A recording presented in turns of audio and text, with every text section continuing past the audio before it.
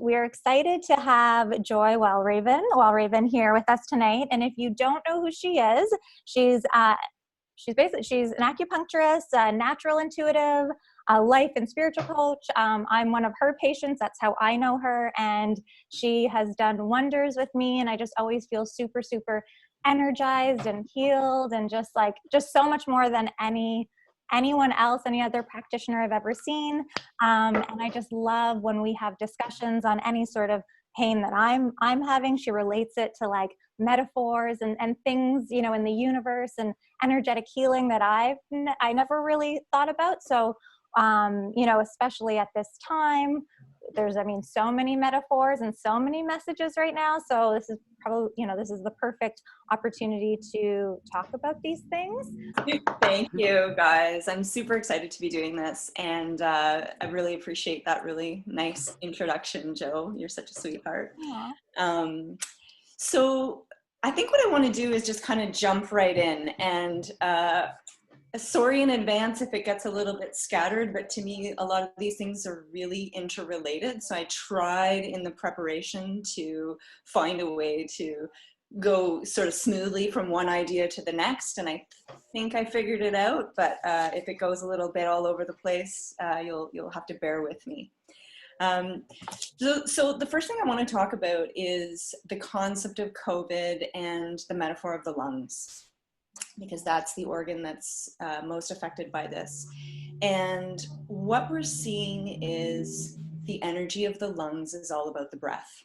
And that's not news, but if we think about the metaphor of the breath itself, it's all about give and take, right? It is the unconscious way that we share cosmic energy, right? When I inhale, I'm taking in from a Chinese medicine perspective, that pure cosmic qi, that energy, and it's going into every single part of my body.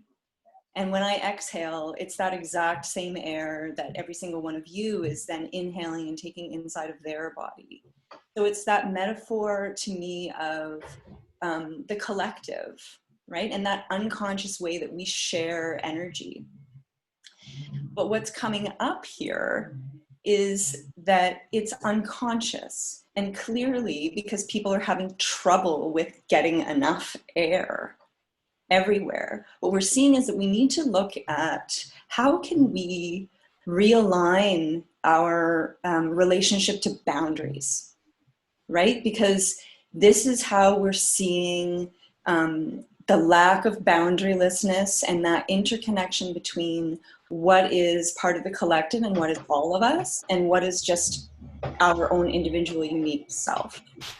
And there's clear imbalances in the give and take that's been happening for a really long time now. And, you know, I think that what we're being called to do right now is actually look at a lot of different areas of our life where a different relationship to boundaries needs to be put into place.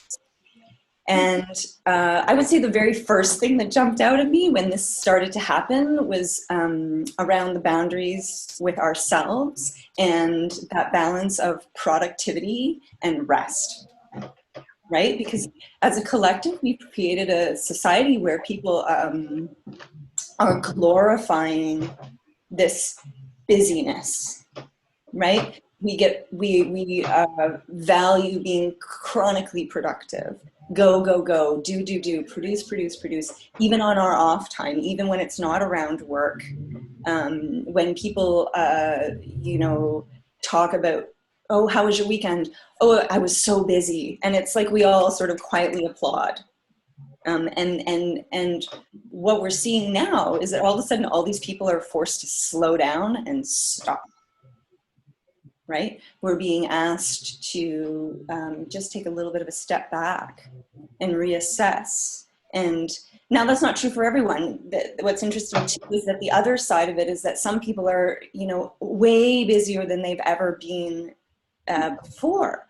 So I think that some people immediately would say, well, that's not true.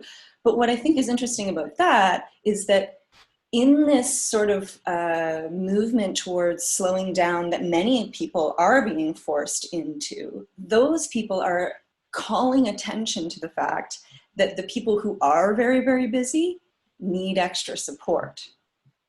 We're identifying that, no, that's actually out of balance. That's not a healthy boundary. We need to, you know, create charities and donation platforms to help the people who are on the front lines in the hospitals, and, you know, the Amazon delivery people, and all of these, you know, really, it's really out there. And so we're seeing that people are starting to shift into a deeper awareness of what it means to be active and productive, which is a very yang energy, versus resting and just being, which is a yin energy. And for a very long time, we've been very much in that yang energy. And what I'm really interested in there is especially around health and work, because again, we're seeing that boundary of, you know, people showing up to work even though they're absolutely exhausted, even though they're sick as a dog, right? And giving and not taking enough time to just be with themselves and to rest and to find that sort of deeper inner realization that if you allow yourself enough rest and enough rejuvenation, then the output that you give is of higher quality, and it's actually a better service to the collective. So we're continually seeing that balance between what does it mean to support myself and what does it mean to support the community, and how do we do that in a way that's actually healthy for everyone, right? And COVID is really bringing that to our attention through this metaphor of the lung and the breath and the way we share, right? And that sort of slides into, again, this other issue of boundaries with how do we take care of ourselves, but how do we take care of the collective? So the other adjustment of boundaries is actually sacrificing some of our own desires and wants and the boundaries of our needs and the way that we operate in the world in order to be of service to the people who are vulnerable and the people who are sick. Right? It's not easy for all of us. I mean, I would like to go to the studio and work out with everybody and go and do all the things that I normally do, but it's clear that that can't happen right now. We have to actually restrict some of our own personal needs and desires in order to be of service to, again, the collective. So it's this interesting balance between how do I take care of myself in a way that's healthy and that's balanced, but also where do I need to adjust what I'm willing to give or what I'm willing to give up in order to be of service to others. And so we're seeing that in a lot of different areas as well, certainly in healthcare and those types of areas where people are just, and even just all of us, right, having to stay in and not engage in all the things that we normally do, going out and going to the club or whatever it is. So that's another area of boundaries where I see that COVID is showing us that metaphor. And then, and that sort of slides sort of laterally into the other thing I wanted to talk about, which is boundaries and a shift in terms of technology. And it ties actually interestingly back to what I was saying again at the beginning about people being busy and go. Because what I saw a lot of was that people, as soon as we were forced to slow down or stopped from going out and doing things the way we normally did, it was this frantic push to, okay, like, how do we put this online? How do I do this technologically? And so rather than slowing down and sort of taking an assessment of what's going on and how do we move forward, it was sort of that same momentum of the paradigm of go, do, got shifted into, okay, now we have to do everything online. and so that's a really interesting shift. And not necessarily a bad one. I think that people's paradigms take a long time to shift, and we're just kind of at the beginning of figuring out how to navigate that boundary. But I think the new boundary that's coming up around technology is that for the most part, we've been using technology as a toy.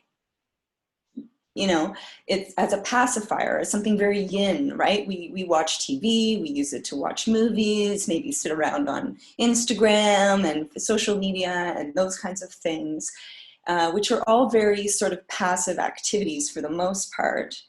And I think that what this is showing us is that we actually want to move this, the technology piece, into the yang energy, which is how can we use it as a tool? How can we use it to work for us, right? How can we use it to make the amount of work and the effort that we're expending actually less? Because a lot of these jobs that we're doing are actually better done by machines and less tiring, and they're more efficient and more streamlined and automated. So we can shift some of that workload and some of the busy work that we do into making technology work for us on that level. And then that frees us up actually to have more time and energy and mental freedom to rest, rejuvenate, but also be creative in new ways because we've got that mental space. So I think there too, there's been we've been in a momentum, certainly in a lot of businesses, where it's not that we didn't know that technology could actually streamline the process and make it a lot easier and way more effective and more collaborative for the collective. But because we're in a momentum of doing things the way that we've always done them, it felt like, oh, like how are, you know, that's a lot of work to make that change. And now suddenly we're being forced, many of us, to make that change. So that could be a really good thing to move it from yin, toy, play, and not saying that it doesn't have to, it can't be some of that, but to shift it more into using it for work to free us up. And in that vein, I think that one of the ways that we can also look at the metaphor is in terms of our boundaries with nature. And when we think about our boundaries with nature, you know, it's not news that we have an environmental problem. Everybody knows that, right? But especially when it comes to the lungs and the breath and those boundaries and what's showing up in terms of pollution and the way that we interact with the environment right now, you know, if I think about the inhale and the exhale, you guys all probably, or maybe you don't, but remember back in high school when you're in science class and they talk about the respiration cycle. Literally every inhalation that I have is the trees and the plants' exhalation, right? I am taking their oxygen and I am exhaling carbon dioxide, and they are taking that. And so we are in a completely reciprocal relationship. And I feel like a lot of times we've created a society where we've separated ourselves from it. Like, yes, nature's out there doing that. And yeah, we should probably be doing something about the pollution thing, but not really identifying that it is actually part of our collective as well, in a way more intimate way than we really want to acknowledge. And so what we're seeing, and of course, interestingly enough, is that through this COVID, there's a lot less pollution. The environment is certainly benefiting in a lot of ways from the fact that we have taken a little bit of a step back. And I think that's a really positive way in which we can sort of see that unconscious boundary that we have, but that actually needs to be there. We need to recognize where, again, we need to pull back and be of service to the larger collective. And to me, in an interesting way, it ties back to what I was just talking about with technology, where I feel like the opportunity here is to use the technology that we have and the collaboration and the collectiveness that we do have through technology to find effective ways to come up with solutions to pollution, clean energy sources. We're really smart people. We figured out a lot of stuff, and we have the opportunity now to shift the tide of what we've been doing so that in all of these different areas, we're working as a team. Mm-hmm. So I have the last sort of thing that I wanted to mention, which is maybe a bit of a detour, but I don't think so. The thing that I find really curious and interesting about the timing of this, because you could say, well, why now? Like, this is not news. Why is this suddenly happening now? And what I find intriguing is that from an energetic perspective, we transitioned into the energy of the white metal rat at the beginning of January. And white and metal are the colors and the elements associated with, wait for it, the lung. And so, you know, 5 days after we shifted into that, the World Health Organization declared that we had an epidemic on our hands. So to me, the timing is really interesting. And the energy of the rat is all about adaptability, community, resourcefulness, and sociability, right? So all of these elements that are coming into play right now are showing us how we need to shift and what we need to do in order to move forward in the next sort of phase of our human development so that we can all thrive together. So that is my my general thoughts, but I would love to hear any questions or comments you guys have about anything that I've said, or any other questions that have kind of come up for you in the last little while. That was awesome. Thanks so much, Joy. What are your sort of thoughts on how we will move forward? Like, are you positive? Are you optimistic? And like, what do we have to do as a collective to not revert back to this busyness, this stress, and going just back to normal? That's a really good question. You know, I tend to opt towards optimism because I feel like, you know, why not? Yeah. That's my natural bent.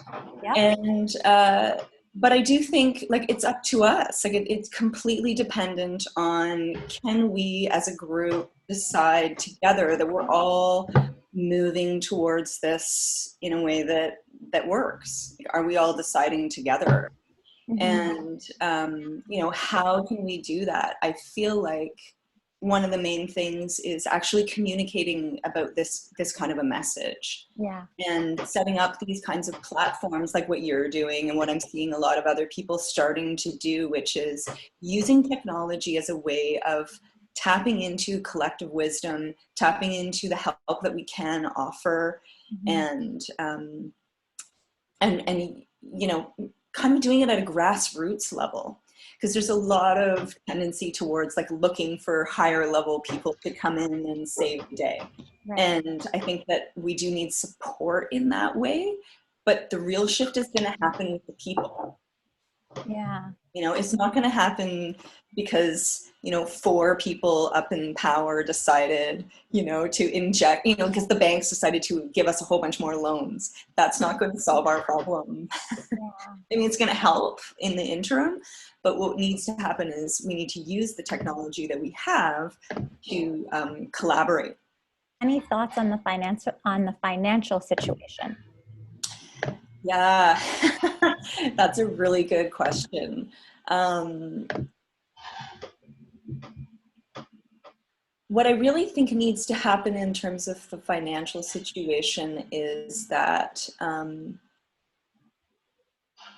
we need to move away from a fear and scarcity mentality, Yeah. right? And remember that there's more than enough work to do here. Like maybe right at this moment, we're all kind of in a state of, I mean, limbo. I don't know. I can't practice acupuncture right now either, but there's more than enough work to do now and moving forward, you know, as this starts to lift. And it might not look like how it does right now, but, you know, if work and effort is tied to power and money, which we know it is, there's no shortage of that. we've got lots to do. Joy, could you share any thoughts you have from perspective of lungs and grief? Yeah, beautiful. So emotion associated with the lungs is grief as well as guilt. And I think a lot of the grief that we're experiencing and the guilt that we're experiencing is tied to this, this lack of integrity with ourselves around what it means to take care of ourselves. There's a lot of grief around that overemphasis of going and doing, and it's just now being brought into like conscious manifestation. So I think that the grief is around, you know, us as humanity living in a way that isn't in alignment with what our deeper selves really wants, which is much more creativity and freedom and collaboration. Awesome. Why, as we go through such a beautiful transit, they instead are transcending some feeling of humility and guilt? Yeah, you know, I've been giving some thought to that as well, and I think that it's just one of the aspects of being here on Earth in human form. Like some every ecosystem, whether it's an individual or the environment or society, is going to have parts that are thriving and robust and parts that are weaker and that are designed to pass. And it's all part of the ongoing system, right? We need fertilizer for the soil. We need all of that in order to grow. And absolutely, there's grief and sadness of our personal losses. Absolutely not to diminish that at all. But I think that the way that we need to frame that is in the context of the sort of the larger picture of what it means for us as humans to move through this. Hi, Joy. Your thoughts on negativity and generational pain coming up as we become more conscious of our shadows? Well, I mean, I really think that, I mean, our generational pain is manifesting in each one and every one of our bodies. Our DNA is made up of all of our ancestors. And even this concept of the collective unconscious is based on this idea that that energy is still with us and around us, and it's actually informing how this is unfolding. And I think that actually what's happening is, and I didn't talk about this too much before, but the lungs and the large intestine are paired organs, and the large intestine is all about eliminating waste. And I do think that a lot of the negativity that's coming up right now is actually coming up to be eliminated. It's actually showing up. It's showing up right in our face so that we can, rather than just moving along with it in our momentum, choose to see it, identify it, and then actively choose to eliminate and refocus on what's happening right now. And I think that generationally, that's actually what our ancestors are asking for us to do.